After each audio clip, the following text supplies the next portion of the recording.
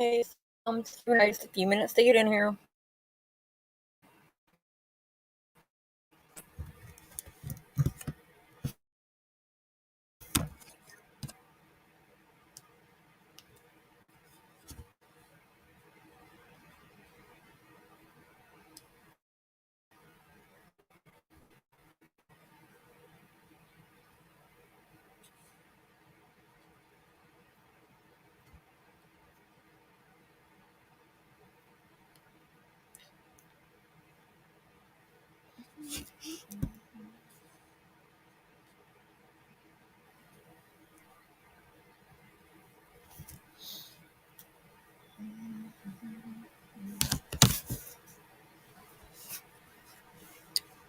All right, so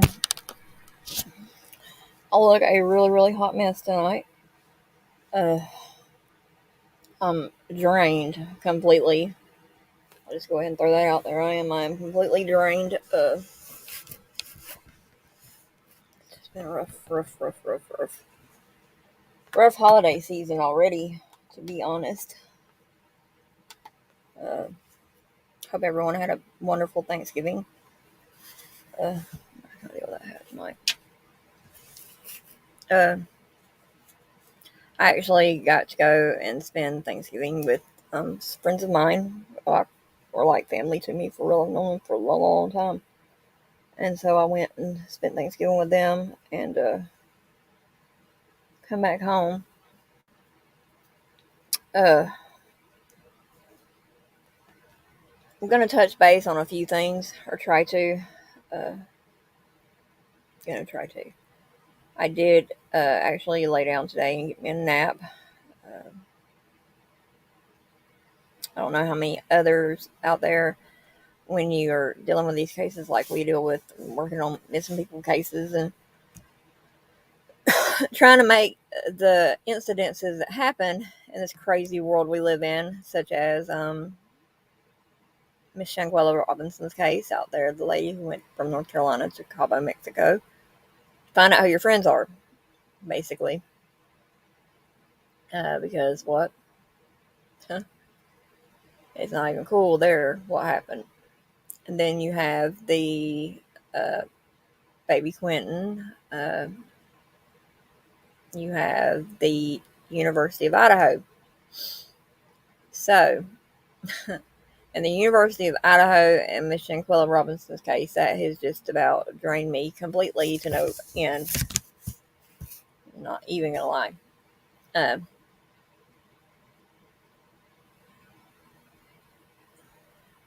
Saying I have two, well, not saying one.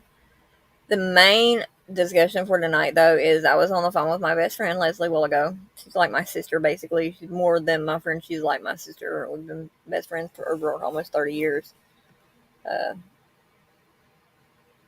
and She said, well, let me get you up to speed. So she was catching me up to speed on everything that's been going on in the family, like who's been sick and everything else. Prayers for my niece, Jessica. Hope you get to feeling better, baby. My family's been hit with some bugs here lately. They been sick and everything else. So, yeah, I've been sick. I'm trying to hold on. I'm trying. It's just hard sometimes. Me and God, I've been having powwows for about 2 weeks now, almost. But this past weekend it's been pretty rough. When you deal with an illness that's going to take your life away, such as cancer, and that's what I have, you make a choice whether or not to do treatment, and you decide if you're going to do it or not. And I decided I wasn't going to do any chemo or radiation or nothing, and I was diagnosed 2008. 2017, 2018, it come back and like a big old, hit me like a wrecking ball, for real. I'm not even going to lie. Uh, so I took and I saying I have notifications and stuff, but yeah. Hold on. Back to what I was saying. It come back. It hit me really, really hard, and I watched that junk take. I watched chemo and radiation take my daddy from me real quick, like in '94, and everybody I've known that's ever had cancer, they get that chemo radiation. It just zaps them. That's all. To me, that's the government's way of just basically saying, okay, your time's up. Here, try this trial drug we have, and let it burn your insides out with radiation. And that's mixed with getting so nauseated that you don't care if you ever eat or smell any type of food again. Remind you, I've never taken chemo radiation myself, but that's why. Because I'm a firm believer that when someone gets a diagnosis of cancer, you can either do a few things. You can take the treatment they offer, or you can practice, natural remedies, home remedies, stuff like that. Or what I did, I took and I ignored it. I didn't want to fool with it. I was like, it ain't gonna kill me. It ain't. I'm gonna live to be 90. It's also back 2008 when I was under the influence and substances and things like that. And, you know, drugs are crazy things. I've seen them. I've seen people never use them in their life before, and next thing you know, they're gone. Completely off the face of the earth.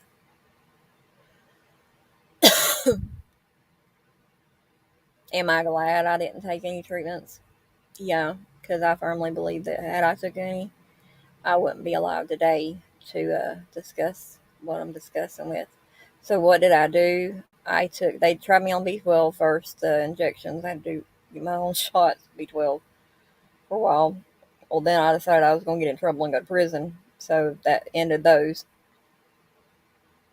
Uh, I took, and I finally realized when I was in prison, and I mean, I was sick whenever I first went in real bad, and had some issues, my breathing and things like that and stuff. But I realized I needed to cut back on my stress. Prison was really not the place to do that at because, simple fact, I had more stress on me in there, more pressure, it felt like, from the outside than anything. Really, really hard. It was really, really, really hard. So I took and I went to prison, come home, still ignoring everything like that, my health and things like that. Well, I did actually attempt to go and hold on a second. No, I don't like them things at all. Move. Okay, hold on. Let me see here. I gotta do something real quick.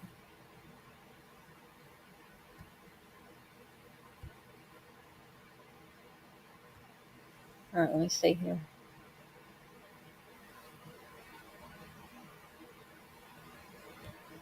Try to block them, block them. I don't know what's up with these daggum. No, I don't want that one done. My Nightbot. Come back, Nightbot. Okay, my Nightbot's in here. Yay! I put a Nightbot.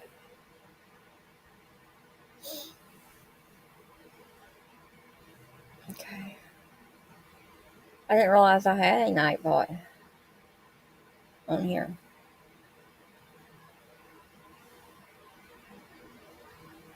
I don't know anything about Nightbots and a whole lot of stuff like that, but they're cool, I guess. I like them.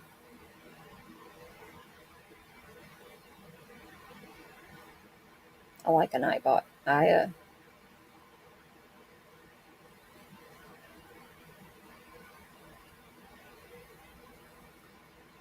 Message failed to pin. Why? I don't know what's going on with my stuff though. Anyway, back to my story I was telling. I keep talking, hoping somebody will pop up in here. And I do. I keep hoping. But ain't nobody showed up yet. Recording. Okay, let's see here. Freaking. Camera.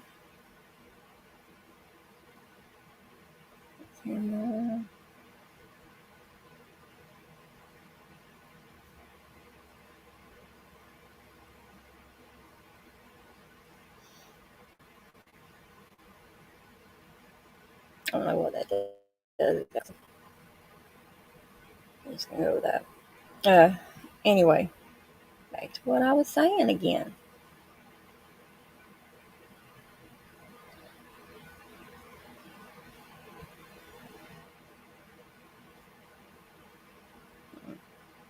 I don't really know what I'm doing. I'm waiting for somebody to show up for real. I don't want to be in here by myself. Even though I don't care. I mean, I'll talk to myself all the time, but yeah. Anywho. Here's something. Eyes wide open.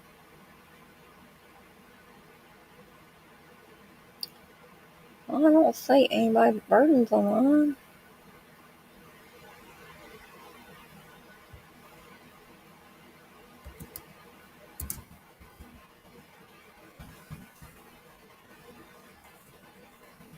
Hold on 1 second, y'all here.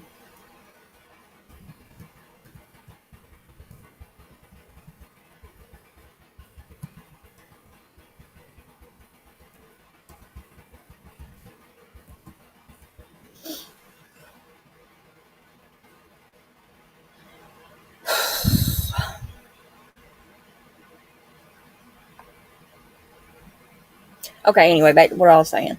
With cancer, what I really did was I just had to cut back on my stress. So I come home and 17, 18, somewhere around there, I started getting real bad sick again with like, I have epilepsy also.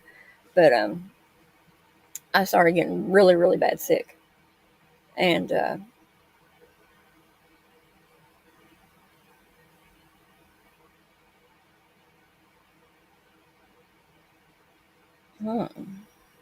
we're going to have to cover that.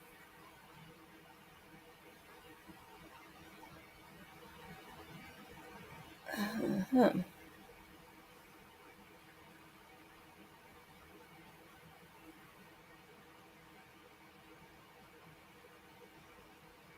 I'm going to put this out here right now.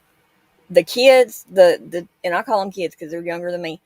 The individuals, the students up there in Moscow, Idaho. Now this is really getting aggravating for me to some point. But instead of running and tucking my tail, I'm just going to talk on it. Uh, 4 students were lost. 4 lives were taken. Why in the hell must y'all take and dig up them people, them victims, family members' information? I want to know that right now. Why must you take and talk about a dead individual, a person's? Why? Why would you talk about her mother? You think her mother does not struggle with stuff as it is? And yet y'all want to go behind all this stuff and y'all want to put her arrest out there like that? It ain't none of your business with that. Yes, I understand when you're solving cases, you're working cases, and you're trying to help find motives and everything else. You dig into everybody that's around them. Understandable. But to put that little girl's mother's information out there. Look, I understand everybody wants to be famous. I understand that. But guess what? All that's going to do is get you hated. I'm going to be honest with you right now. All that's going to do is get you hated. So I'm fixing to look over here real quick. We're going to share this screen.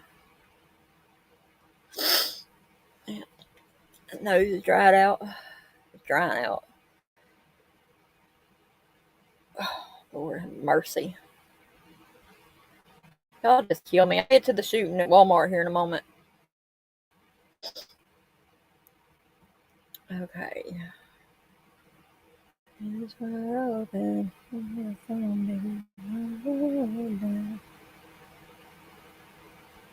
Alright. Let me see here. Let me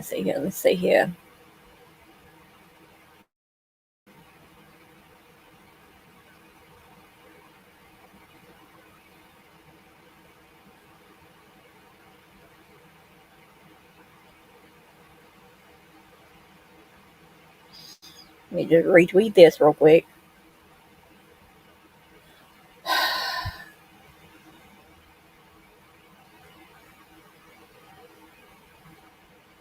Yeah, like right here. By Miss Coffindaffer, the lady who hold on a second. The lady who the FBI, the former FBI lady, she I just want to make sure that we was looking at the same thing here. She said, tweeted an hour ago, for those who inquired, please see attached segment with Zoe's note. Discussion included geofencing, Xana's mother's arrest, and length of time it takes to evaluate all this evidence. What I'm not going to do is I am not going to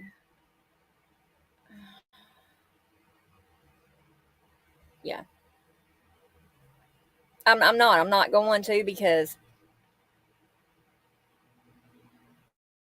and I mean I'll take care of that tweet here in a little while. But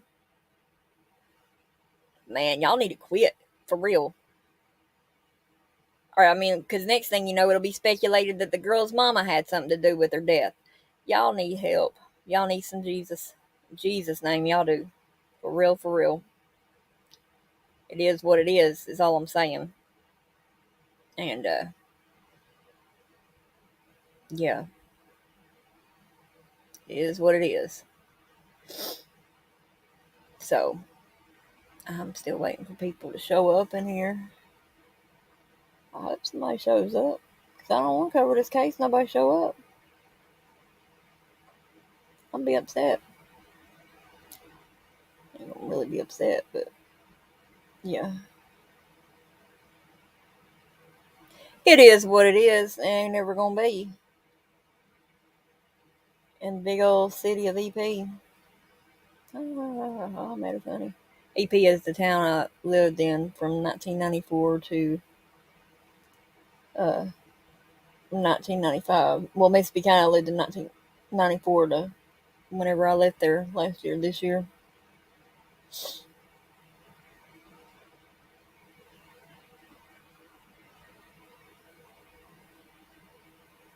Mm-hmm.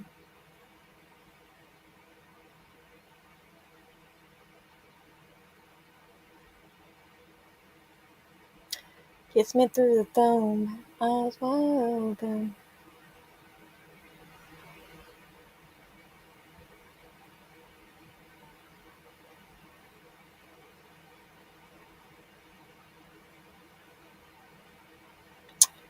Oh, I don't know what I'm doing here. So we got that done. I think we covered that. I will take and uh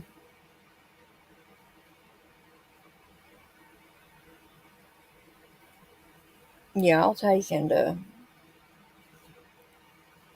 over all that right now.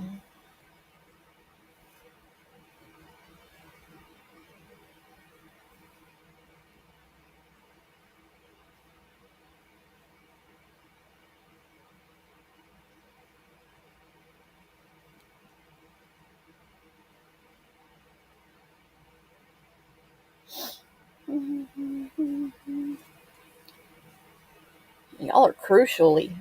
I mean, y'all will crucially tear somebody apart in these streets of YouTube. Promise you, y'all will. Y'all do. Not going to lie. Not at all. You don't get into the truth from me over here. My part of the Bermuda Triangle. And that's what I call it. True Crime Committee of the Bermuda Triangle.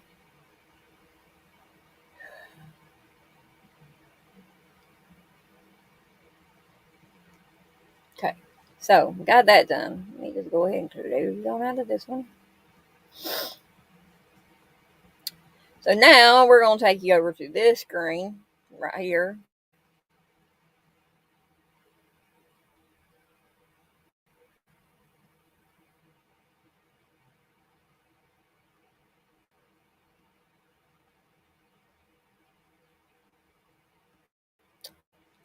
Coming to a little late breaking, right?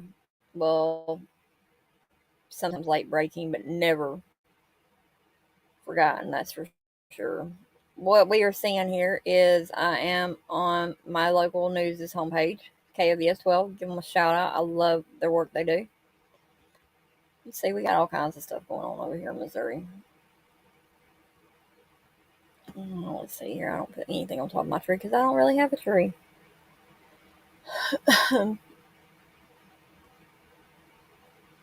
Where's that? Right there.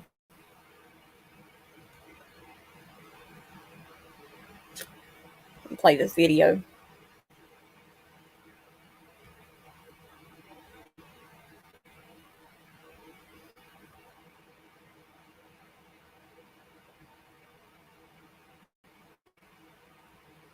I guess I am on there. Hold on a second. Take the phone.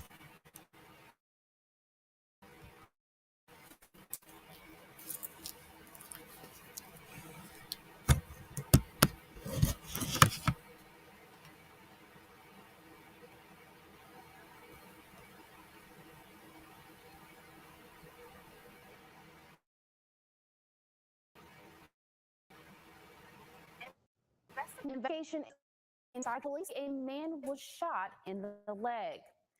Officers say the shooting happened at the Walmart parking lot inside a car around 3:30 this afternoon. We're told the 19-year-old victim was transported to a nearby hospital. They were the weapon and are investigating what happened inside the vehicle. Investigators believe there was no incident inside the store.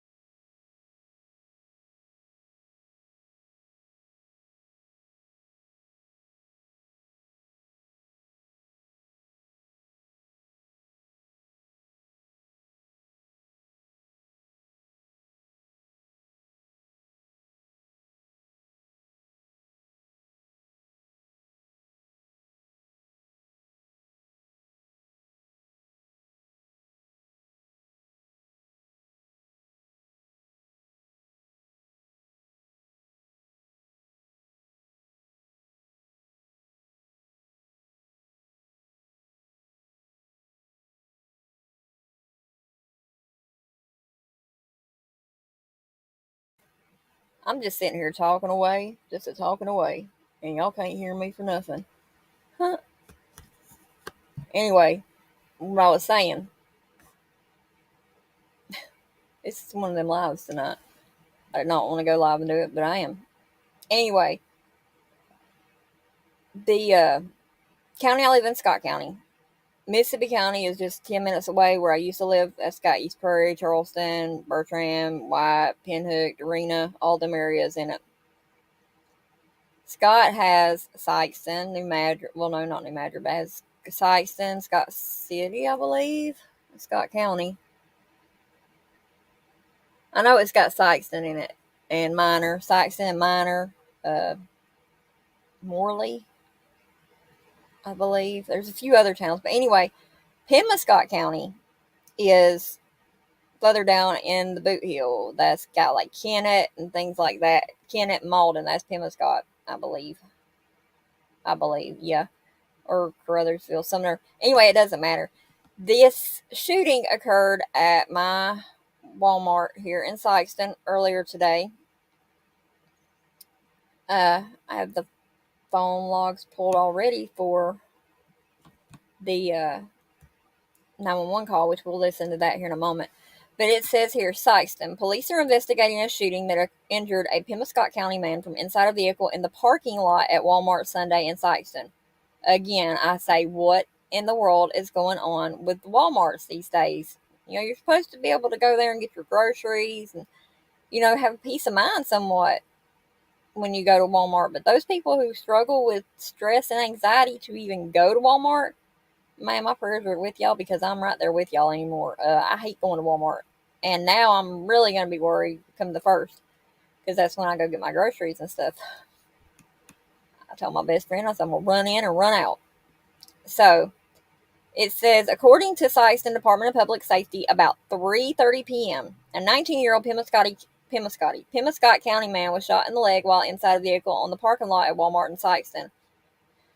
The man has since been transported to a nearby medical facility to treat his wounds, according to DPS. The preliminary investigation leads us to believe this shooting took place inside the vehicle by one of the three occupants, said Sergeant Tyler Rowe, Public Information Officer for Sikeston DPS. The weapon used was recovered, and investigators are trying to determine what took place inside the car. At this point, we know that three drove here together from Pemiscot County and bought some merchandise from the store before the incident took place in their vehicle. At no time was there any incident inside the store, Rose said, adding that this time, police have no reason to believe anyone else was involved in the incident. Never in my crazy life did I think there was going to be an incident happening at this Walmart. I mean, it's been a long time coming, probably, but yeah, it's straight up craziness. So we got that done. Let me take care of that one. Oh, I'm full screen. Okay. Now, what we're going to do is, many of y'all know I use Broadcastify. So, hold on a second. Let me see something here.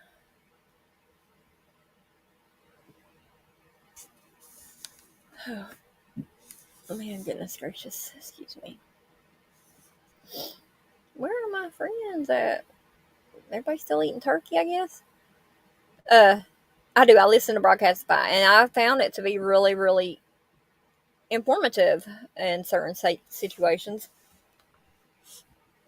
I was able to, when my brother passed away last year, 2 years in December, or not December, January 24th. I found Madison 23rd. He was found the next day.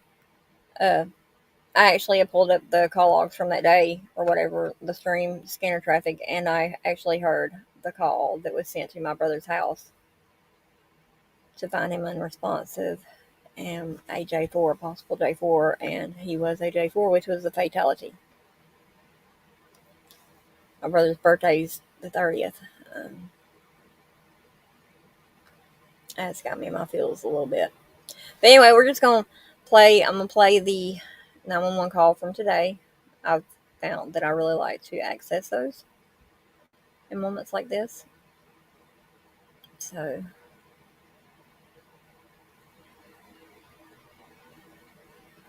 right there.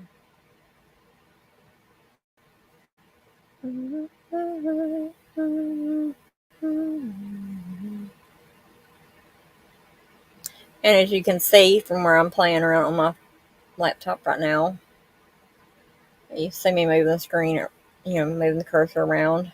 1300 in military time, police time is 1 o'clock. 2 o'clock is 1400. 15 is 3. So I know it happened around 3 something. As you can see, there are no call logs at that time.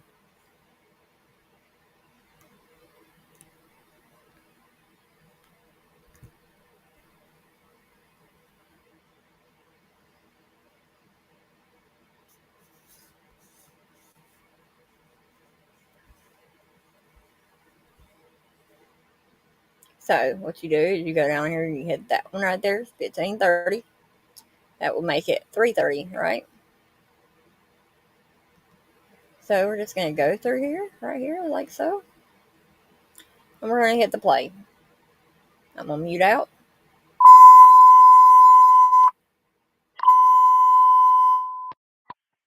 Saxon 523, correction, 1500 hour Boston 45, District 2. Respond out to Walmart. Respond out to Walmart, 1303 South Main. Subject's been shot in the leg. Suspect supposedly not on scene. He's in front of the grocery site. We're contacting New Madrid for ambulance. 45, 535, and 513. Go ahead. I'm in front of Walmart here, subject laying on the ground. I know you have ambulance around. I'll turn my lights on so your officers know where we're at. 10-4, thank you. Do you have any patient update by chance? Mississippi County Rescue, I'll walk up to him now. 10-4. Turn to your right. He's conscious and alert, shot in one leg. Okay, we're to your right here if you can see me. Right here behind you, to the right, if you can see us. 535, Saxon 23. 10-4. 513, Saxon. Central. 10-4. Adam 21, Saxon. 21. Found at Walmart. 10-4. Trooper, direct that ambulance in right there, pulling down this aisle. 10-4. 342, Saxon. 342. Walmart. 10-4. Saxon, have a 29 check on the VIN. Go ahead. Give me a minute. Adam 21. Adam 21, you have traffic. Do you have on call? See how you notified? 342 is out there. Saxon, are you ready? Boston 45. 2010 BMW, W. William, B. Boy, A. Adam, N. Nora, U. Union, 5, C. Charles, 5, 7, A. Adam, C. Charles, 1, 2, 7, 1, 0, 0. 10-4.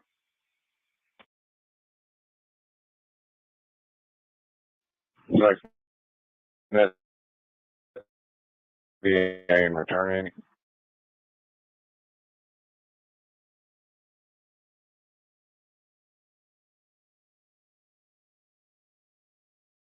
It came back to a 2010 BMW. I'm running it through all 50 states to see if I can get something. As an Arkansas 10 tag, you can't run that, correct? Yes, I can. Perfect. David Adam, 549303. David Adam, 549303. 10-4. Go ahead. There's nothing coming back from Arkansas right now. There's no 29s. 10-4, just put it on the incident for me. Understood. 515, Boston 45. Go ahead. Do they need to remain on scene for anything? Check with 342. Yeah, well. Sykes, Boss 45. Go ahead. Contacted the Arkansas State Police to get the temporary tag back. It returned on a 2010 silver BMW to a Tawan Amerson. It's showing he's valid with an address at Steele, Missouri. 10-4, would you send that to all of Saturday? 10-4. 21 sides. Go ahead.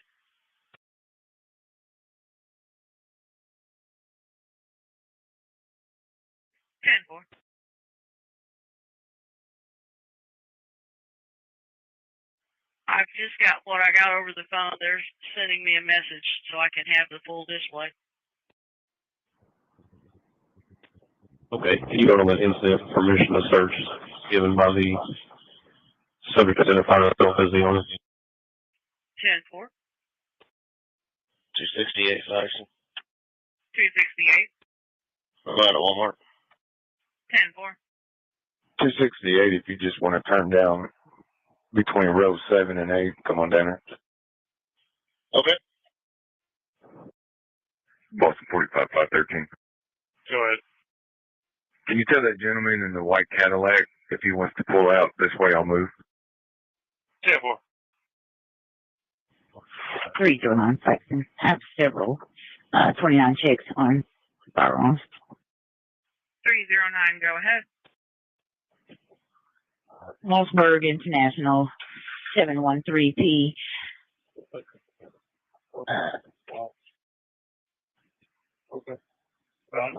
Lily King 3994922.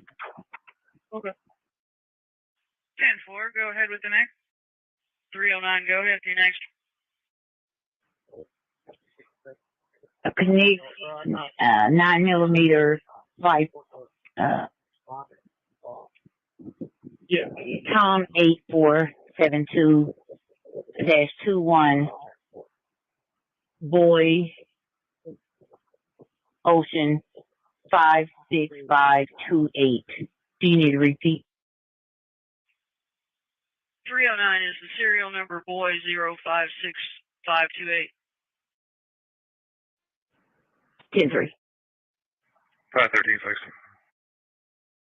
513. 10-12. Time to headquarters.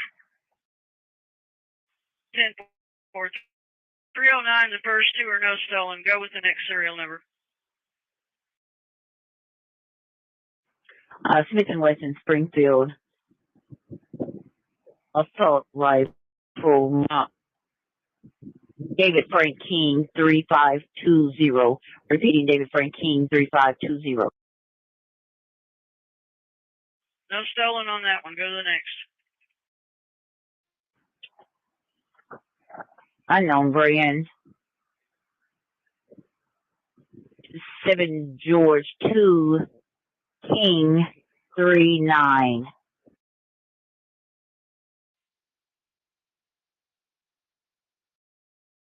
535 Saxon. Go ahead. Mileage 10-4.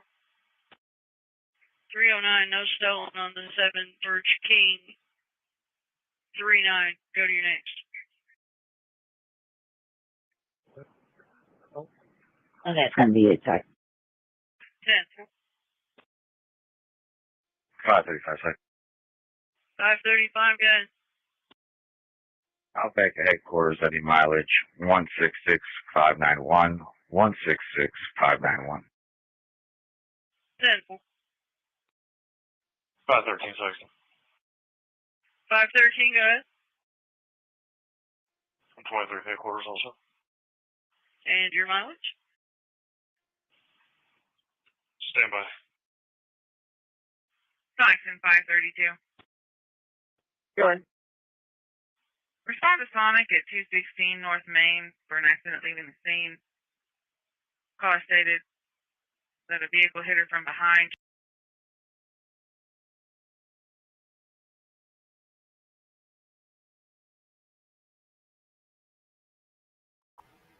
And welcome back to the Tasha Show.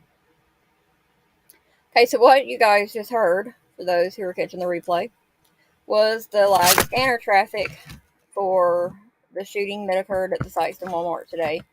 Gonna play this real quick, so that way y'all will.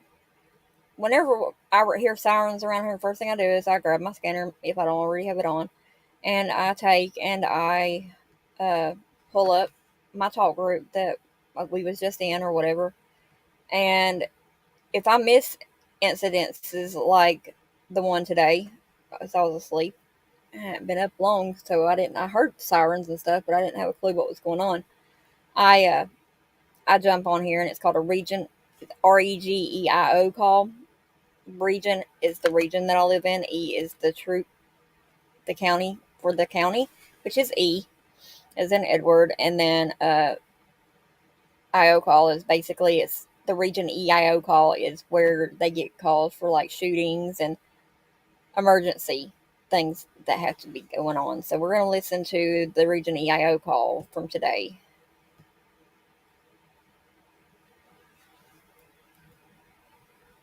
What's a reference to the cows in the roadway, Highway 72 east from County Road 245, and make contact with the possible owner. Oh, He's a that's on cows. Yeah, 1520.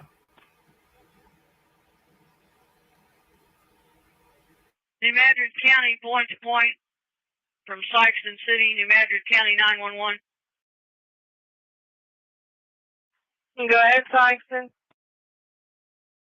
New Madrid, I need an ambulance at Walmart 1303 South Main for a gunshot wound. It's in the leg. They're in front of the store on the grocery side. I have officers en route. Understood. Sykeston clear, 1537. Get the road.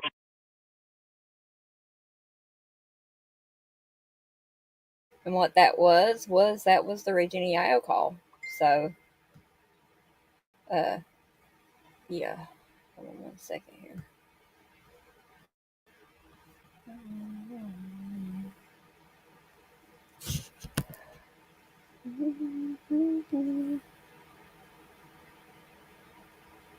Hold on 1 second, y'all. Okay. Anyway, so let's get back here. So that is what happened in my little area of Missouri today. Yeah. I guess somebody saw the algorithms or something other. Who knows? But something happened. So anyway, that's that. So we touched base on the new Walmart shooting. I read you the article. Case updates. Let's get into that.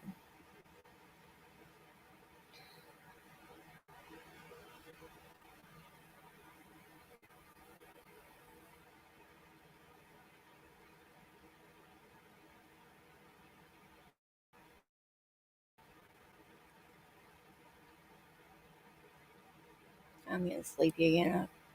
Medicine's just really getting to me these days.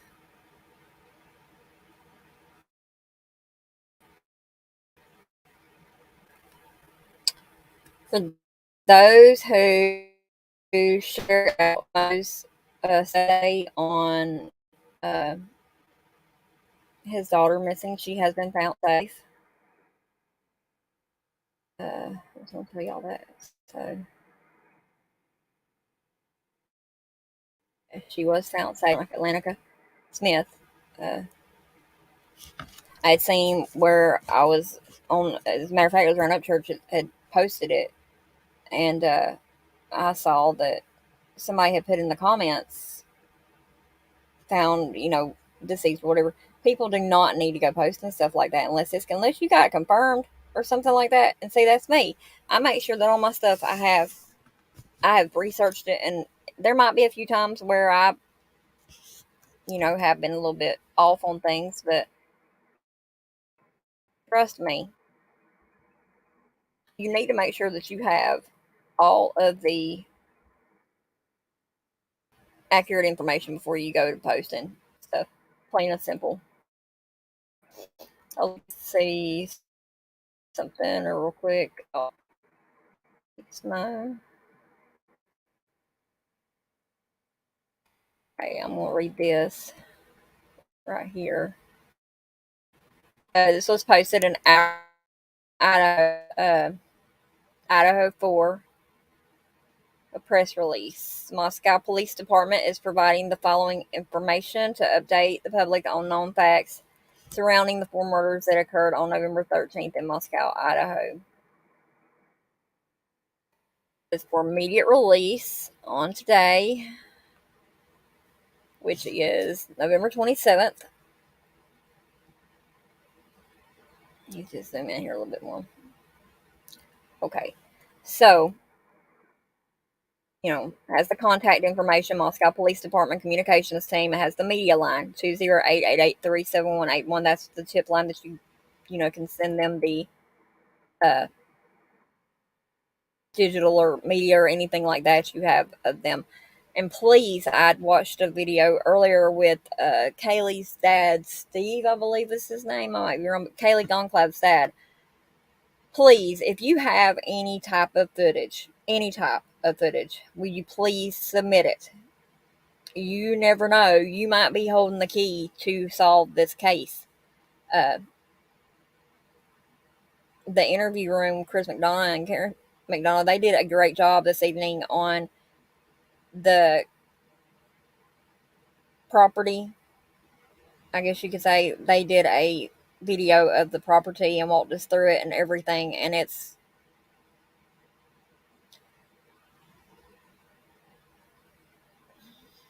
there's so many things that can be speculated and so many thoughts, but there's a few things that just stick out to me big time. And I'll get over on that in a minute, but let me just read this. Moscow homicide update. Moscow, Idaho. The Moscow Police Department is providing the following information to update the public on the known facts surrounding the 4 murders that occurred on November 13th in Moscow, Idaho.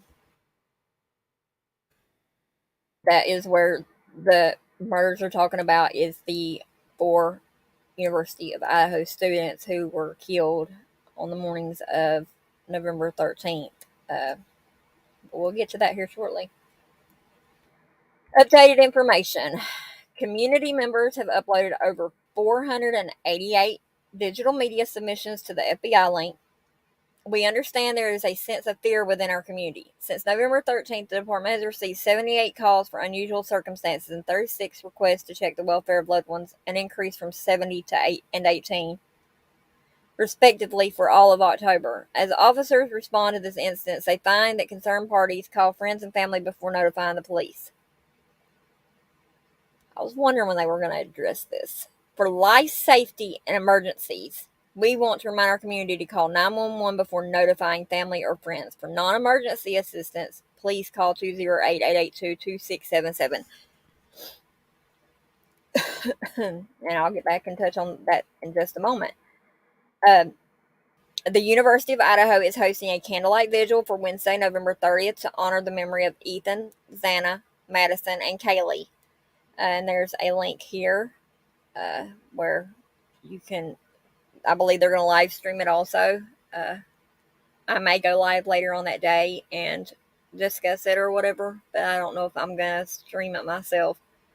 Tips. Detectives are looking for context to the events and people involved in these murders. Information can be submitted to the tip line. Again, that tip line is 208-883-7180. Let me make sure I'm not muted. No, I'm not. Okay. I never know. Email is all lowercase letters. Tipline, TIPLINE, at the @ sign, ci.moscow.id.us. That's tipline at ci.moscow.id.us. To submit digital media, you go to fbi.gov/Moscow, Idaho. And that's fbi.gov/MOSCOWIDAHO. And I know a lot of y'all are probably like, oh God, why the FBI? Why do I have to access the FBI on my computer? What if they go to tracking and this and that? You're safe. At this time, no suspect has been identified, and only vetted information that does not hinder the investigation will be released to the public. There is speculation without factual backing, stoking community fears and spreading false facts. We encourage referencing official releases for accurate information and updated progress. I do that. I make sure that I've got the facts before I even go to talking about it. There's a lot of stuff going on over in Moscow. A lot with this case. It's all over the place. It's sad because here it is. It's holiday seasons.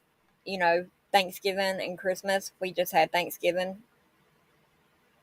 And now we're entering into the Christmas season. And before we know it, it'll be 2023. I just pray to God I'm still here with y'all. So, touching on this press release, I would like to know This is just my opinion only, my thoughts. Now, we know that there were 4 people who lost their life that day or that morning, right? There's been some updates on the timeline and things like that. But I'm just really having a hard time with some things. And I think myself, like many others, are having issues with this because it was the coroner stated, and I watched a video today with her in it from, I think it was like 11 days ago when this happened. Law enforcement seen the scene first. The coroner received the call shortly after noon, a few minutes after noon, she said. Law enforcement does not move the bodies or anything like that. So all they are doing at the crime scene is taking and photographing, looking. When you work a crime scene, the first thing you want to do is you just want to basically, and I'm not a professional, don't get me wrong, I'm not a professional. I've not been to no law academy or anything like that. I have, however, studied and read up on this stuff because I've had people go missing in my life and I was a missing person. So, I'm just saying, I'm going to research the crap out of this stuff so that way I can find out what to look for if I had to go look for someone else again. And what things I can tell my family to look for, my friends, if I ever come up missing again. Because I was almost a statistic a few years ago. The coroner stated that there was a lot of blood. Trigger warning right here. There was a lot of blood on the scene. So it was a very sad scene. She said it was listed as 4 homicides. The time of death for the victims is undetermined. Toxicology reports, which we all know about this because we just went through it with Kylie Rodney's case in August and September, leading into October. Takes about 4 to 6 weeks. She did say in the video that the toxicology reports will not be relevant to this case. I want to kind of plead on that a little bit and say I don't really know how they can really call that right now because, how do we know that the girls were not slipped something at that bar or whatever and things like that? Because I noticed in the video from the food truck video that one of the young ladies, I'm not 100% sure which one, I'm not going to say their name, but one of them did seem a little bit inebriated, which is intoxicated.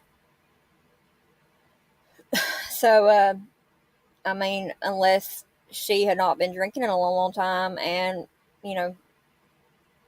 that would be my suspicion. That's just my thought only, and my only opinion right there. The post-autopsy, that's after the autopsy, that will determine, post-op. Prior to the autopsy. The post-autopsy result does determine the manner and the cause of death. Results. Sorry. Don't beat me up for that because I said it wrong. I said that the tox reports would not be relevant, they feel. The time of death undetermined. She was asked if, on the lines about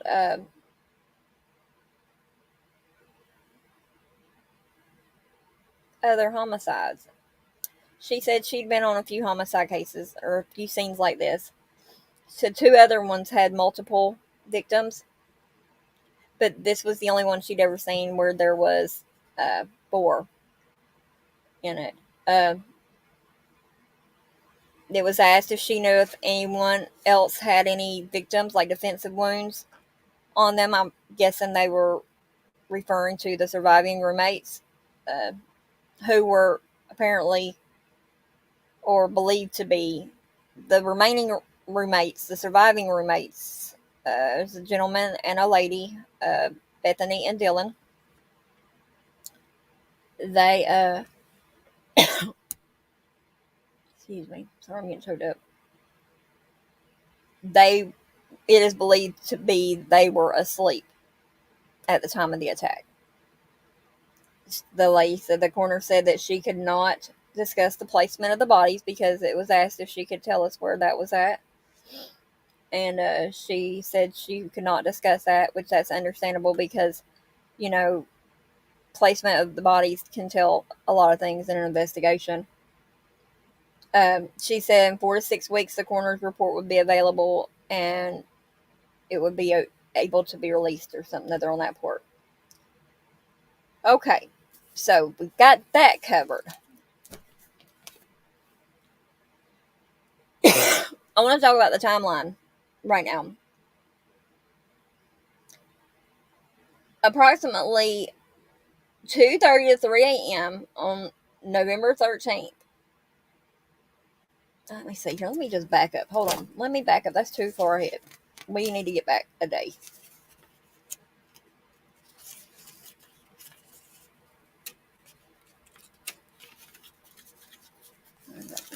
Shakes.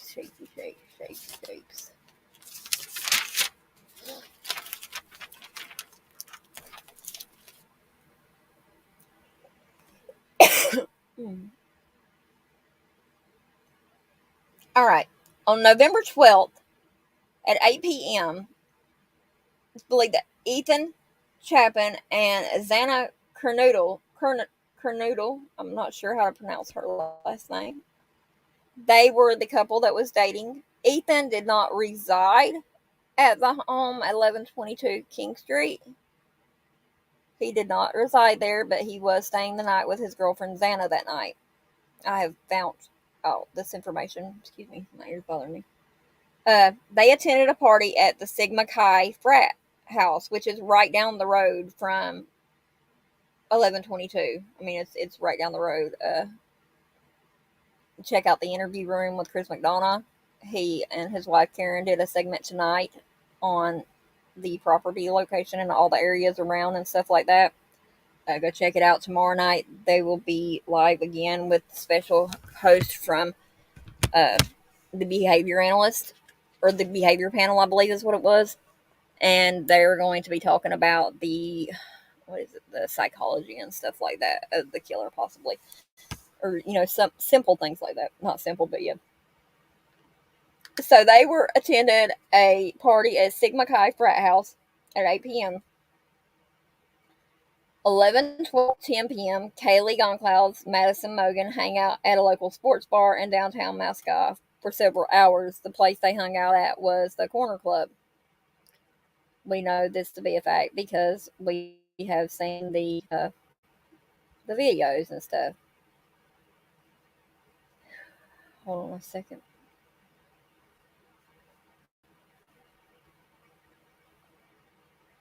On November 13th now, those are the only two events we have on the 12th. Now, November 13th at 1 a.m. says two surviving roommates, which would be Ethan not Ethan. It would be Bethany, and the two surviving roommates, Bethany and Dylan, are believed to return home. Police say that they may have slept through the attack. November 13th at 1:40 a.m., we have the food truck video that shows Madison and Kaylee outside the food truck getting food. And it also shows different individuals around that food truck and stuff like that. I'm going to take and go over that video. Probably dissect it real good here in a little bit. I'm not sure. It just depends on how I feel when I get done with this because we're already in an hour and 5 minutes. It's been said that they got an Uber to bring them home. It was not an Uber. It was a private party. The driver that drove them is not considered a suspect.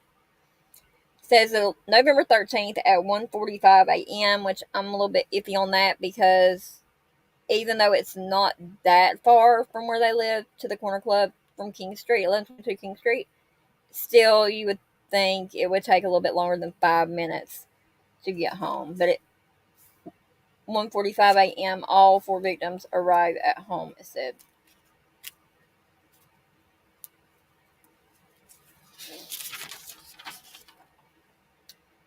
Approximately 2:30 a.m. to 3 a.m. on the morning of November 13th, Madison Mogan and Kaylee Goncalves call Jack, who is the ex-boyfriend, multiple times. Kaylee's family says that that's not unusual, and police say that Jack is not connected. On November 13th, between 3 a.m. and 5 a.m., is when 4 of the victims, Ethan, Xana, Kaylee, and Madison, lost their life. The coroner revealed that victims were most likely asleep at the time of the attack. Each victim was stabbed multiple times.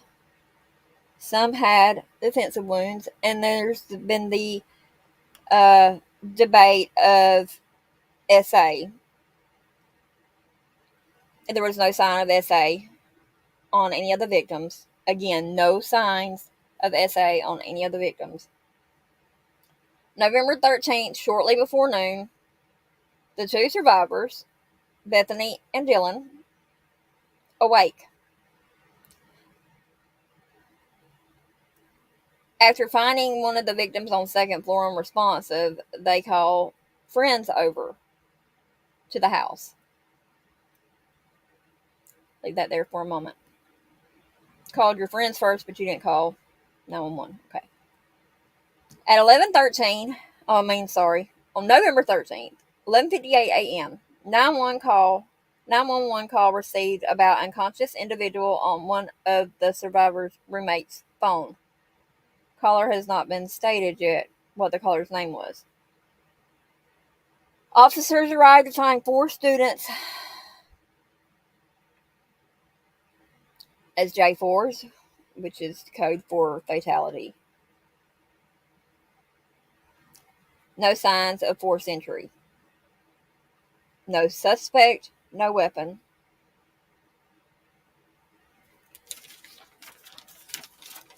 No suspect, no weapon. I want to go back here and I want to touch on this, how it all went about, basically. Because I've been in other people's, lives and stuff. I mean, not actually talking on panel or whatever, but I've been in their lives and there's been some discussion, and things I'm fixing to ask are going to make sense, for real. But we're left with wondering the how and the why. So here we go.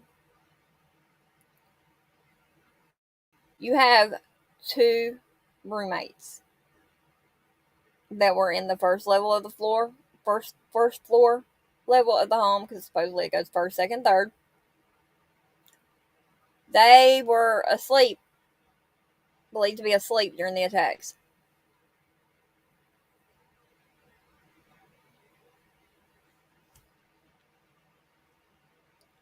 But while they're sleeping, there's 4 individuals on 2 different floors, 2 different levels above you, on the second floor and the third floor, getting stabbed. It's been said that the perpetrator, the suspect we're looking for here,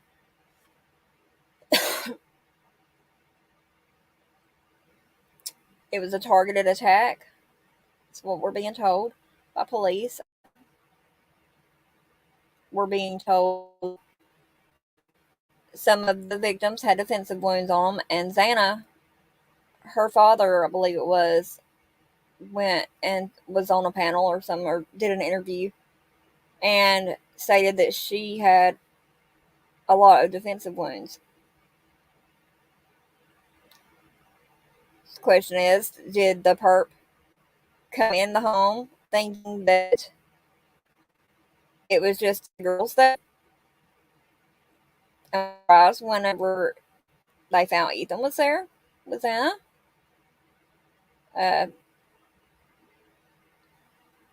These wounds are stab wounds. The killer used a knife, a fixed blade knife.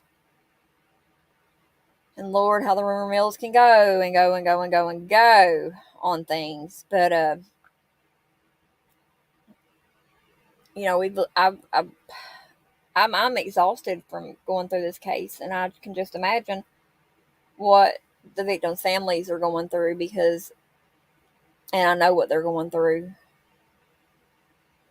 because their loved one's gone, and there's not a suspect in custody. There's no weapon. We are very well aware that it was a bloody scene whenever the LAN coroner and all them arrived on scene. There's 2 roommates alive still. Which, I mean, you know, some people can sleep through things like that. But the one thing that really gets me with that is it stated that they called friends over before calling 911.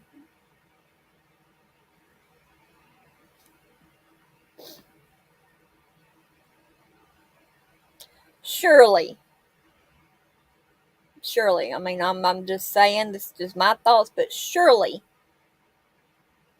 if there are 2 floors in my home above me and I'm on the main level, keep in mind there's a dog also that lives in this home.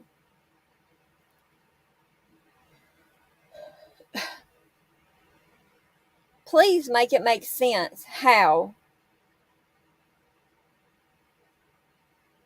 you did not see any blood downstairs or whatever. And I mean, I'm not saying that they didn't or whatever. I don't know. I was not there. I'm not there. I've not seen crime scene photos, and I cannot wait to see the crime scene photos so it can make sense. Because this case is a whole lot more complex. Even though it's not, it is a whole lot more complex than our Puerto Rico other than California's case. I do not feel like there is any type of higher level of authority, misguided judgment being placed on this one, for the simple fact that but then who knows? You never know, for real. Moscow has had some incidences happen where just this year I seen the thing where a lady's roommate had been found deceased, and no answers to that, and that was just in September. We're not going to talk about that. We're not going to get in that case because we're talking about the Idaho 4. Oh,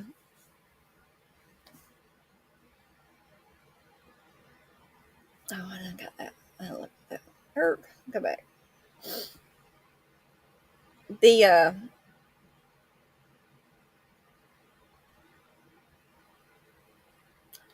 complexity of this case, and like I said, I'm not no detective. I am a detective for real. I mean, I do like research. That's all I do is research. So you can call me a detective, you can call me whatever, but you can't call me somebody that I'm not, and I'm not legally one of those. I can offer my theory on things with by using the open source investigation technique or whatever, and very slim has it been where I have assisted with one and what my theory was not correct. And that's what's really sad about this situation here, because one of the victims' name is Madison.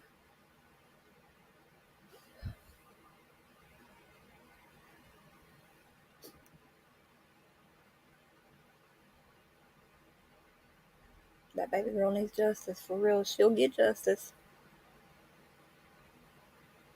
She will.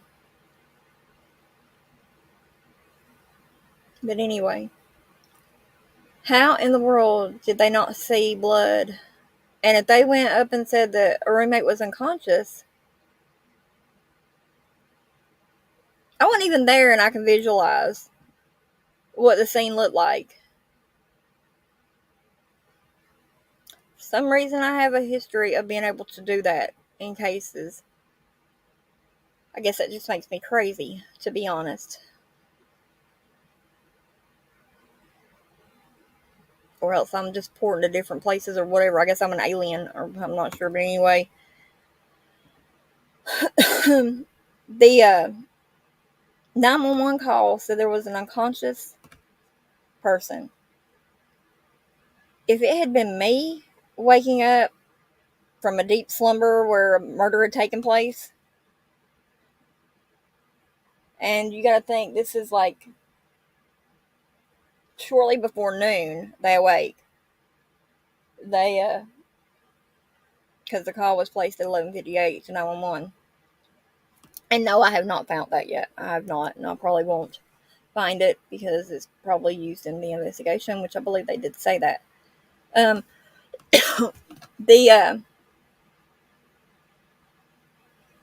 The house had to have a odor to it, and I say this because blood has a smell.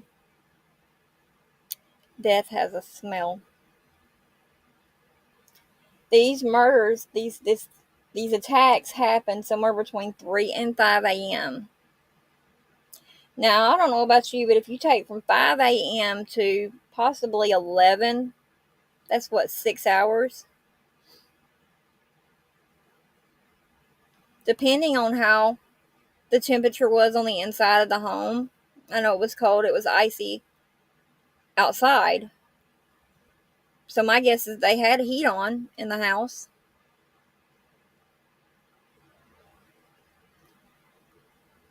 Decomp had probably started to settle in. Rigor mortis. It's when your body stiffens up after your heart stops beating.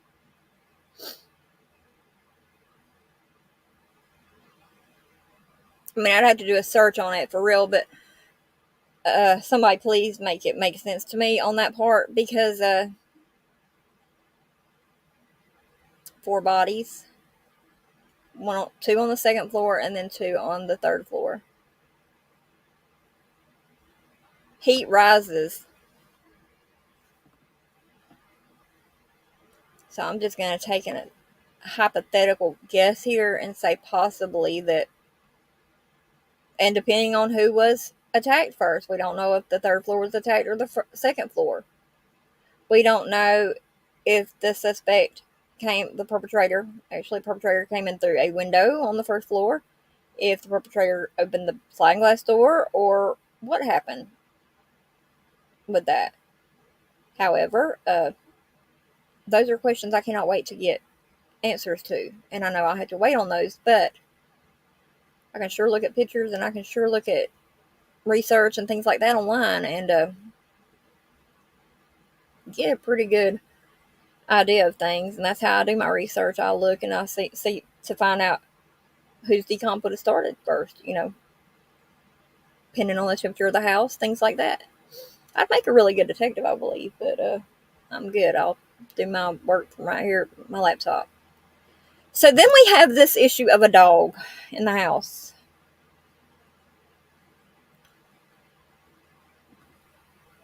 Oh, Lord, help me. I really hope I don't get bludgeoned for this, for real. Was the dog in the house at the time of the attacks? Or did the dog get put out by its owners and forgot to be let back in before they fell asleep?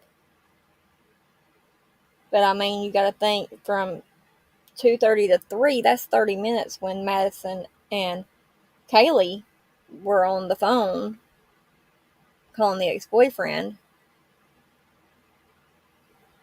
But I'm saying all that to say this. there was ice on the ground outside. My cat even alerts me if he hears somebody walking outside.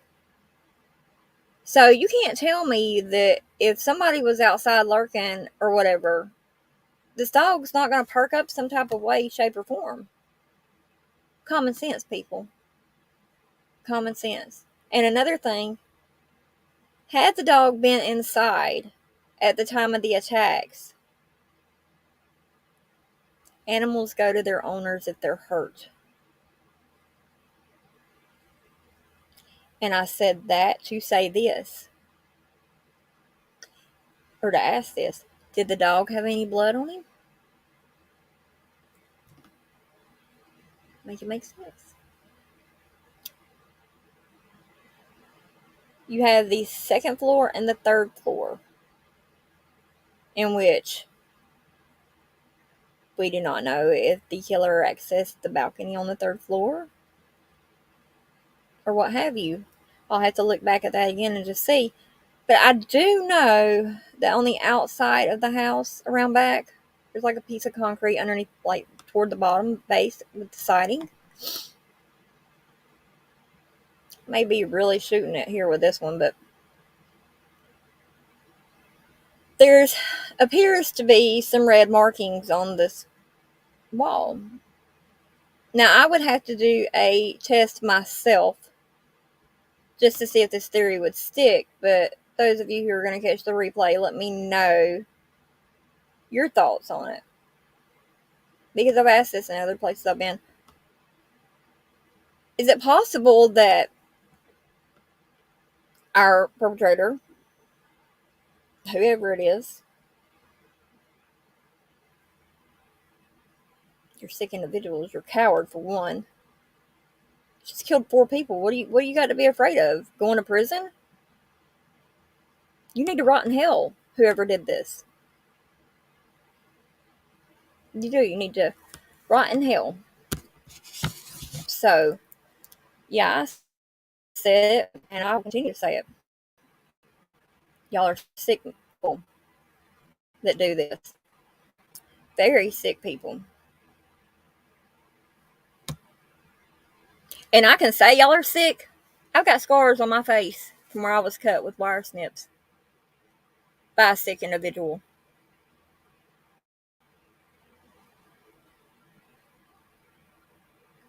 Who actually got off on me and harming others.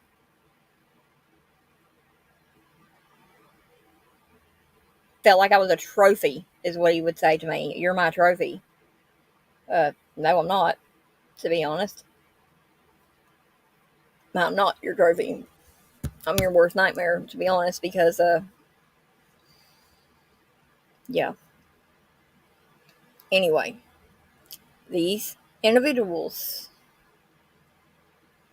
I just want somebody to make sense to me, and I know I'll probably have to wait till the case is concluded and someone's been arrested.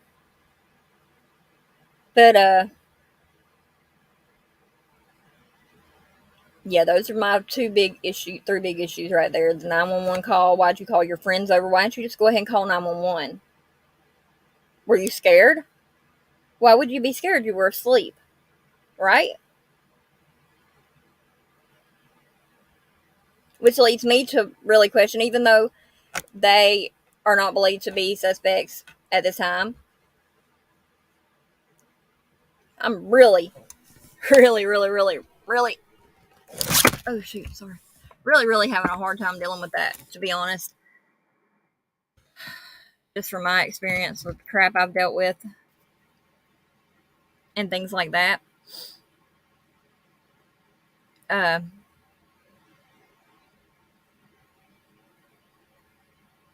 Something's really off. Something's really off there. And I'm really not going to talk no more about it because I want to take and touch on this other one real quick, this other case. Just what I know on it so far, which I really ain't. Actually, I'm not going to talk on Shanquilla's case right now because, well, I will say this on her. On Miss Shanquilla Robinson, she is the lady who went from North Carolina to Cabo, Mexico. I watched a really, really good stream today on that one, on them looking for the suspect that they have issued the arrest warrant for. They have not said her name. However, I will say what I read online about from a national news source or whatever, that I'm starting to get sick in my stomach too, so y'all just work with me here. The individual the arrest warrant was issued for, was the one that they seen in the video beating Shanquella. I think it's Shanquella, I'm not sure. She was a beautiful lady. She was doing good for herself. She had, she was a hairdresser. She owned her own company and things like that. She was doing well to be for her age, and to be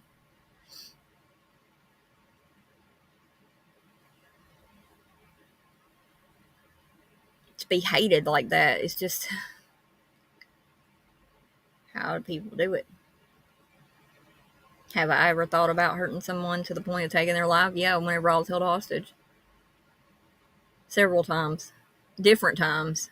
Shit went on for almost 3 years, almost 3 years.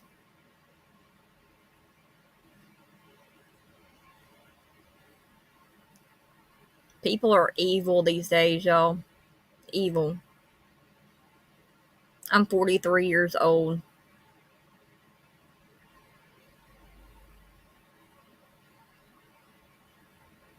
If I could go back and tell my future self the stuff I know now, I'd probably just ask Jesus to put me back in my daddy's private areas, to be honest. And I questioned how my grandmother, who was 83 or 86 when I was born, in 79, I had questioned her a few times, like, how did you survive? Things like that. How did you do that? But, she'd say, I just did it. Eyes bothering me some. My left ocular nerve over here swells. I get under a lot of stress and things like that. It swells. My face I'm swollen, period. My kidney, I'm not using the bathroom like I'm supposed to be honest. We'll talk about that here in a moment. But yeah, Shanquella, the lady they're working on, once it's said that once the red file is complete, that's when they can take, and once the red file is complete, that's when they can take and they can get her extradited back to Mexico. The suspect, it says she's going to be going to what's called San Jose del Cabo prison. It's a medium security prison. I watched that fight. Prison's too good for you. You need to be taken out and beat. It's like you did Shanquella. My thoughts only. Tease thoughts. Those are tease thoughts right there. It's retarded how you people are doing out there. What the hell's wrong with y'all? I know not everybody in the world is on drugs. And when I say drugs, I'm talking about that stupid Waka Flocka crap that used to go around or whatever, where people were plumb stupid. I don't know what the hell's happened with the world. What it needs is Jesus back in it for real. I don't go to church all the time like I should. I don't have a vehicle either. But my health prevents me from doing a lot. And I can watch my pastor on my internet. I love my church. I do. I love my church. I love my God. because I know had it not been forgot, I would not be sitting here tonight doing this live with you. But anyway, there says once Interpol finishes that red file completed, the name of the arrest warrant will be released. So we'll know. Some legal procedures that has to be done for, hey, Ira, sorry. I was wondering if anybody was going to pop in and see me. We done had a shooting at the Walmart here in my town. Yes, ma'am. Are you going to do a live tonight?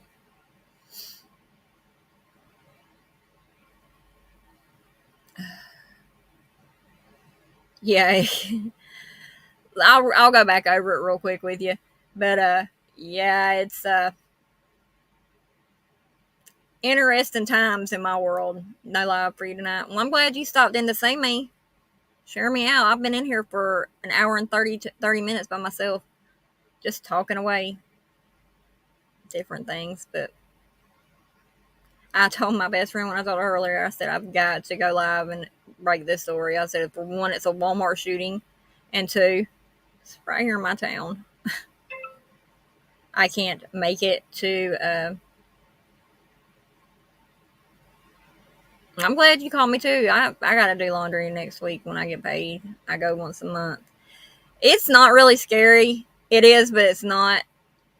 It's not uncommon for Sikeston to have shootings. As a matter of fact, was it yesterday? Lambert's. I'm right here by Lambert's restaurant. They own the RV park. So if you ever travel to Missouri and you come to Sikeston through that area, make sure you stop over here at Lambert's restaurant, home of the throwed rolls. They will throw a roll at you and you catch it. Nothing big. It's fun, actually. It's a fun restaurant to go. It's been there forever and ever. They have these things called pass arounds, which is black eyed peas, fried potatoes, macaroni and tomatoes, and okra, fried okra. You get that. It's a little bit pricey. I can eat there. I'd take $20 over there and get a meal. And I eat off of it for 2 days. It's a lot of food. But they put the RV park. You ain't never had fried okra? Oh, my. Or you live out west, don't you? Or no, you don't live out west. I was born in southeast Georgia. So I was raised up on okra, beans, tomatoes, macaroni, South Texas. Oh, well, you out there? You pretty close. So you close to Mexico, huh? How far are you from Mexico? You ain't far. I went to Texas. I do make a mean sweet tea. That's actually my nickname too, is Sweet Tea. A friend of mine nicknamed me Sweet Tea because I'd always be nice till my buttons got pushed. But because I come from Georgia, I could make some good tea. What do you know about the sugar? I use the tea bags I use are the two. It's like the square ones, but they're two, or I can use a bag. I put 4 of those in it, which would be, or 5, which would be 10 tea bags total. I make mine in a coffee pot. But I take and I put probably almost 2 cups of sugar in it. Yeah.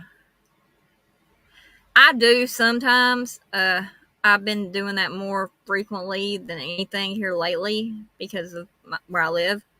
But are you talking about the Lipton one or in general? I've really cut back on some tea though, for real, because my kidneys are not doing good and I'm hurting bad. So I don't want to. And I know I need to stay hydrated. I am hydrated right now, believe it or not. But I'm too hydrated. I'm not using the bathroom like I should. Swollen. Blowfish. No. What is your take on Mexican prisons? Or do you know, Miss Sarah? Because what I was just talking about before you popped in is the suspect that the Mexican government has issued the arrest warrant for in the death of Shanquella Robinson, the lady from North Carolina who went from North Carolina to Oh,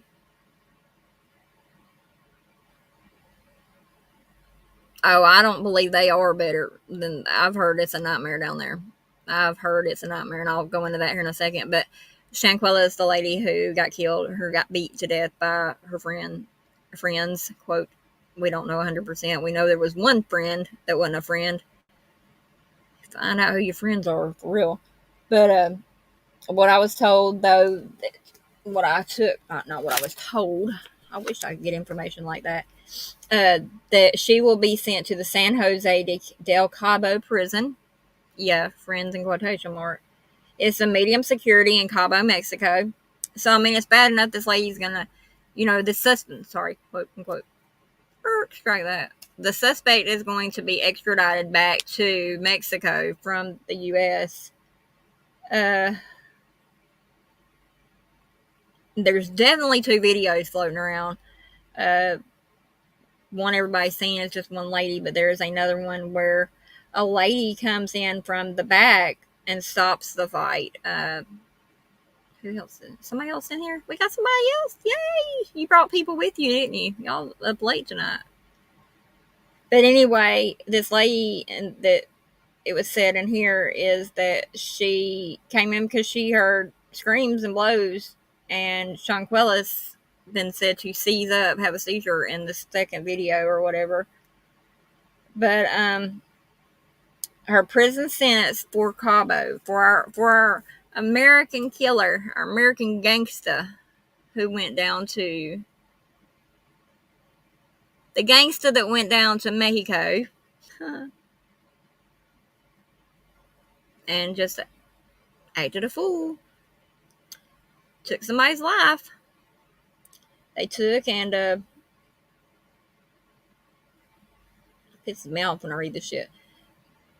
They took and they hauled ass back to America and left Shanquella. So they abandoned Shanquella. This prison sentence that this lady's going, or this individual is going to receive, is when she gets back to Mexico, she's going to the prison. She'll be locked in the medium security prison, San Jose del Cabo, Mexico. The arrest warrant was made for the person who committed the crime in the video. And we know it wasn't Shanquella, because she's no longer with us.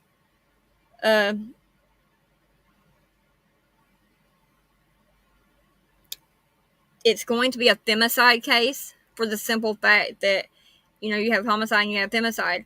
Well, what makes it a femicide case in Mexico is that there was extreme violence enforced there. They abandoned the body. They recorded the fight. The recording of the fight is an invasion of privacy in itself. So I'm going to say this too, because you cover Kylie's case. You've been working on her case. In the event that all the other reports that we're waiting on to come back in her case come back inconclusive, possibly, or not an accident, which, depending on the time that it's taking to get those reports back from CHP, this really making me wonder here for real, because I hope they don't think people just gonna stop talking about it, because that case had too much resemblance to my Maddie's. So I'm not going to forget it. But the warrants, the people that recorded the fight, baby, bye.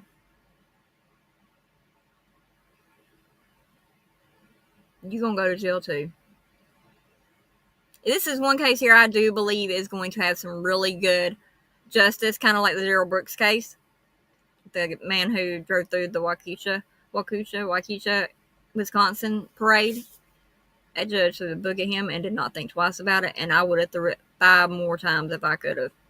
Gave that man 6 life sentences over 1,000-something years to run concurrent with the consecutive life sentences. He's never going to get out with life without parole. Never. So, I can only pray that something like that could happen in this case, but it says that there'll be a few hearings. The first hearing will have the suspect's rights. They'll explain the evidence to the suspect. Them explaining the evidence. The evidence in itself just incriminates her, the individual. I need to stop doing that. The second hearing, the judge will give prosecution 3 to 6 months, in which that time they have to have everything done and solved within 3 to 6 months. If the suspect does not admit to the charges that are being brought against her, they have the evidence to nail her ass to the floor. All the way underneath the floor, like in the tunnel that, was used to go back and forth from America to, those tunnels. There ain't gonna be no getting out of this one, ain't. The minimum sentence for this charge for femicide is 20 years. That's the minimum sentence. Maximum's 50.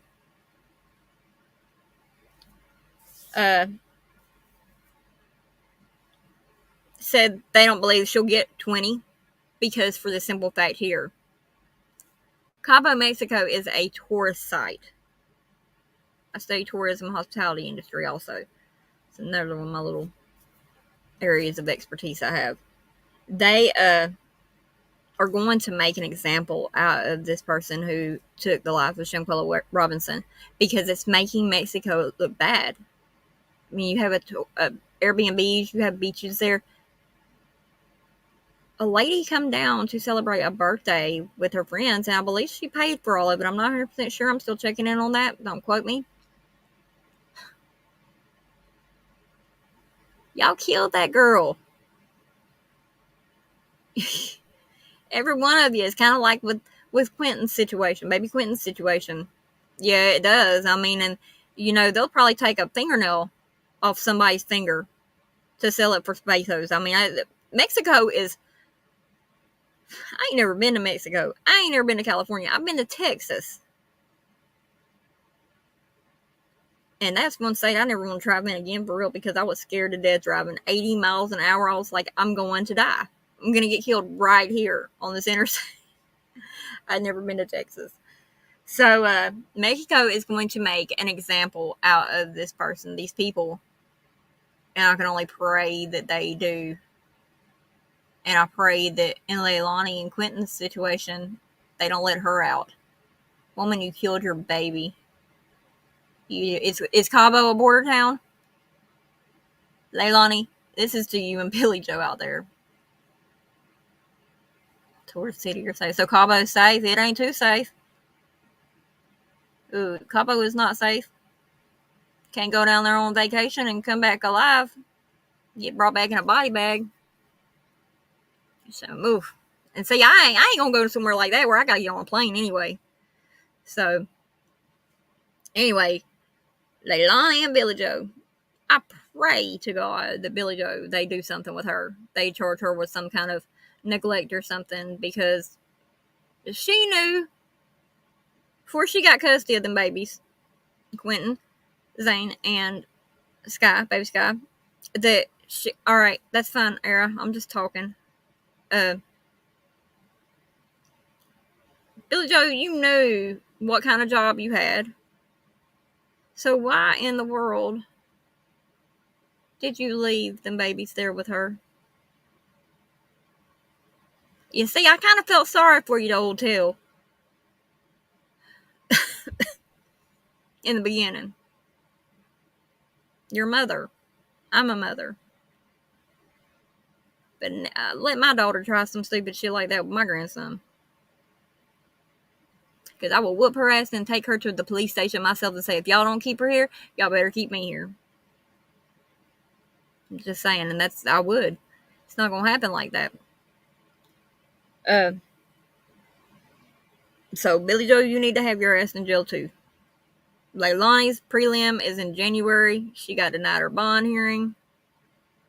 She don't need no bond. Only thing she needs a bond to is a place in that landfill where she can rot in hell with her mama. Because that's where they put that baby. 20-month-old baby. He didn't ask for that. He didn't ask to be brought in this world. And yet when you brought them kids in the world, you had drugs in your system. Where'd they do that at? So, we have that taken care of. We have Shanquilla's case taken care of. We have the Idaho 4 taken care of. We have my shooting here in Sikeston taken care of. But I love my little town I live in. I love Missouri. It's misery. Hell of a lot better if all the corruption would stop and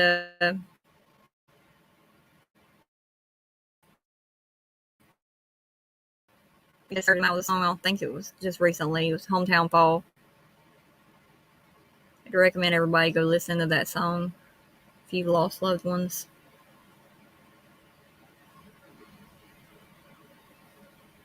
December is going to be a hard month for me.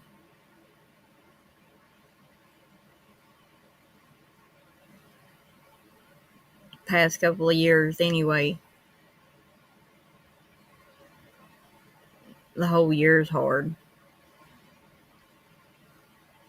But I remember on New Year's Eve, going on 2 years ago, when I was popped on Facebook. Hadn't been on there in a while because I had to have surgery. Had to have the lymph node drained. And underneath my arm. That's when I looked on Facebook and I seen that baby girl was missing.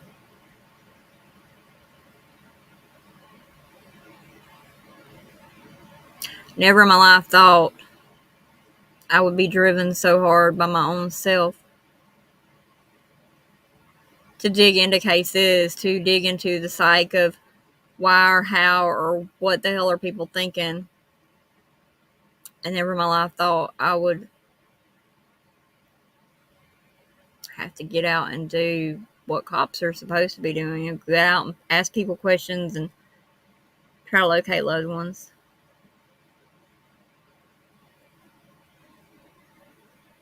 Justice is going to be served for Madison Elizabeth Lambert, Jason Eugene Houseman, Billy Jack Harrison,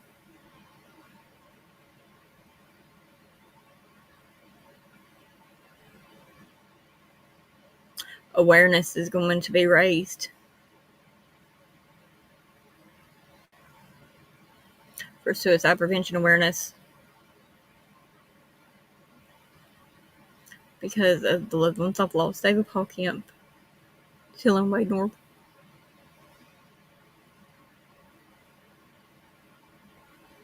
Christopher Lee Lynch,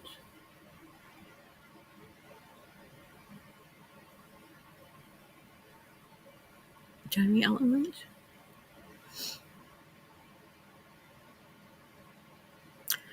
raise awareness for cancer because I fight it every day. Everyone on my family side, my dad's side, has been affected by it. A young lady who I loved like she was my own, Melissa. She lost her battle. It's a very aggressive form that hit her in February, March. Somewhere between January and March, she was hit with it. Say goodbye in May. April or May. Lost her. Then July 10th, lost my brother-in-law, Chris Lynch. July 31st to August 1st, Dylan Wade. My heart hurts so bad it is unreal.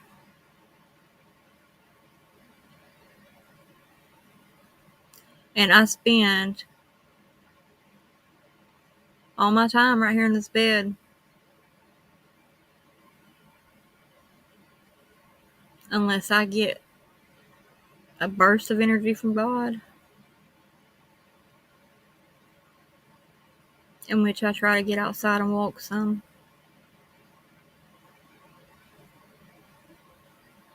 Has my health declined since the beginning of the year? Drastically. Drastically, it has declined. I moved to Sikeston in June of this year. I was told in February, I didn't need to have any stress in my life because of my heart. It has a murmur, and I know people think, and I even asked the doctor that. I was like, well, why should I worry about a murmur? Nobody ever worries about a murmur. And she told me that whenever you're dealing with murmurs, if you can't really detect it or whatever, that means it don't really have to be watched or whatever. But mine was very detectable.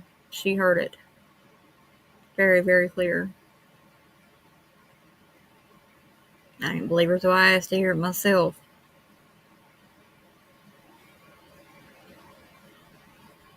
My lungs are shot. They want me on oxygen. I'm not going to go on no oxygen. I need to, probably. I'm good. I had to cut out the stress. So I do good. I had my home back to myself. So me and my cat. Me and my best friend have a safety plan in place for my health. In the event that she's not ever able to reach me or whatever, she has certain instructions on who to call, how to call, or whatever, and things like that.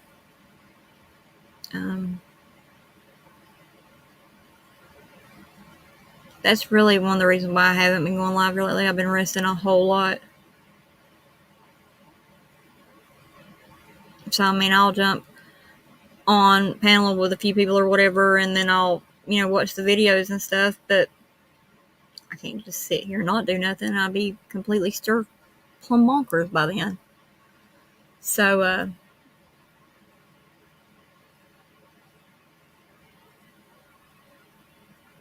I'll be looking into the stuff on the shooting here in Sikeston tomorrow. There's a few missing people cases I need to check on anyway. One's Cheyenne Morrison from Sikeston. She went missing last February. February 2021 from the Quick Check or something down here, and it's not been seen from or heard from. I need to find out about that, because if I live in an area and there's stuff like that needs to be done and they don't have answers, I'm going to try to help. Because that's all I want to do, is leave a legacy where people know it's okay to ask for help if you're struggling. Because everybody's life matters. Even though there's some I wish didn't, but I mean, I'm not going to say that, because I've forgiven a whole lot of people in my life.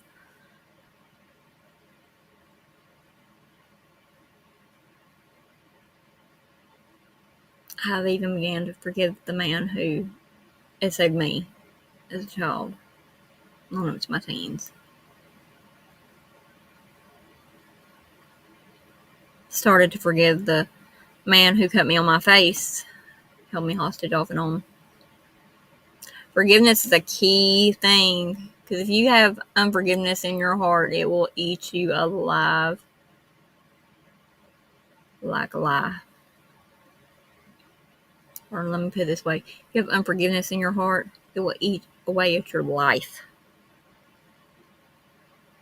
causing numerous health issues, debilitating health issues, deathly health issues. Honest to God, I feel like all the trauma I endured as a child, teenage life, and adulthood is what caused the cancer with me. The stress my body's been put through. Could I have, stopped some of it? Possibly.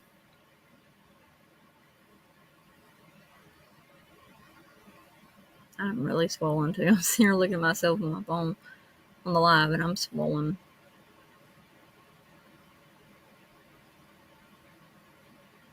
But there's people out here that are depending on somebody to be their voice. We have to be the voice for the voiceless. And I say the voiceless. It's VOICE, the number 4, DAVOICELESS. Someone has to be the rising voice for these people. That's why my email is now risenvoices@outlook.com. It's run across the bottom of the ticker. You need to send me anything, you can email me at that address. My channel is not monetized. It will not be monetized for the simple fact I refuse to be called someone who's just on here for money. I'm not. For one, I come on lives and do them because I got something to say, for one. And two, I feel like I'm talking to somebody. I'm not just talking to the cat or air or ghost. Yeah, I said that. No big deal. I've been losing people all my life. Every major person in my life I've had to bury. My daughter, mentally, I've had to bury her. And it goes with my grandson too, because I'll never get to physically see him. Because the unforgiveness my daughter has toward me. I love my kid. I love her with every fault that she has. I've made mistakes in my life, I have. But I've also paid for those mistakes. I've tried to help everybody I could, took people in my home. Them say, well, I don't know how I stressed you out. Okay, you don't know how you stressed me out, but it don't even matter about that.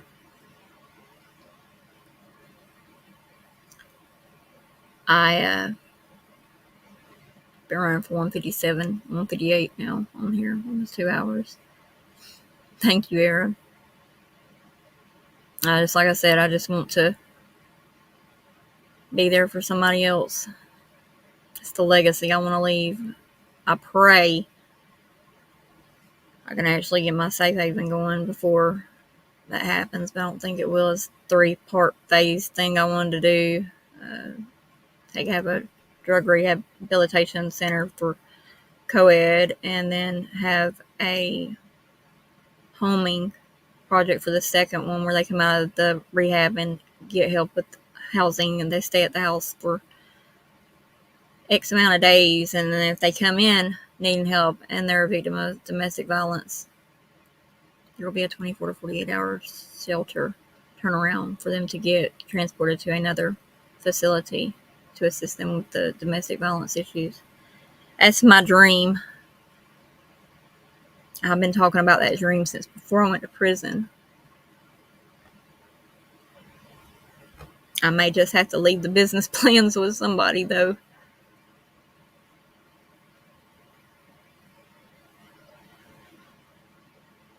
God's been good to me. He really has. I mean, I'm 43 years old and been through hell and back. I've been to hell and back. DB said it perfect when he wrote that song. And truthfully, it wasn't that bad, but God, if it wasn't hell.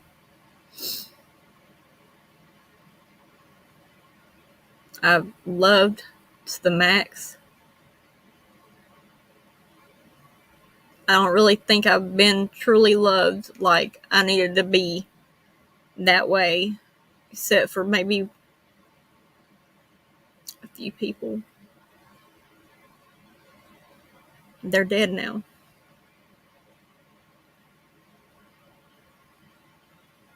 My school will be gone 6 years. It was the 13th December. We lost him 2 days after our daughter turned 16. My daughter turned 16. I have lost so many loved ones, so many family members. When I left my cousin's house this past January from East Prairie and went to Donovan, I never in my life figured I would receive the text and the calls I received on January 24th, which I was told that my cousin had been found dead the day before the 23rd, which is the same day that Madison Elizabeth was found a year prior, in which I lost my brother also. So I lost my 2 rocks. My 2 family members who've been my rocks for so long. My brother and my cousin.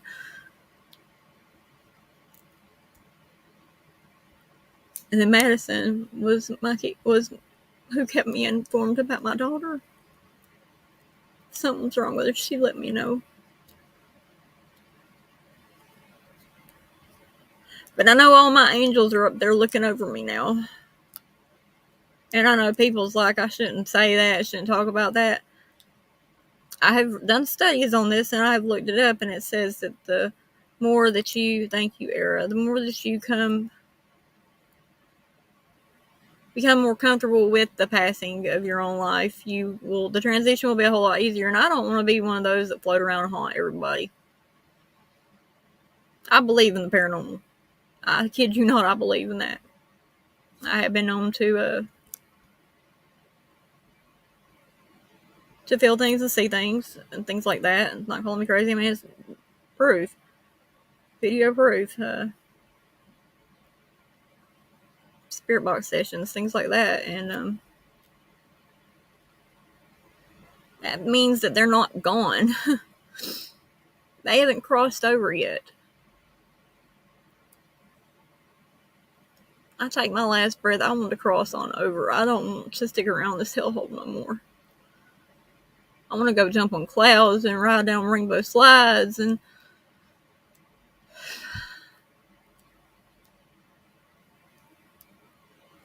what a day that will be. What a wonderful day that will be when I can do that. And I know my grandma crossed over. All my grannies, they crossed over.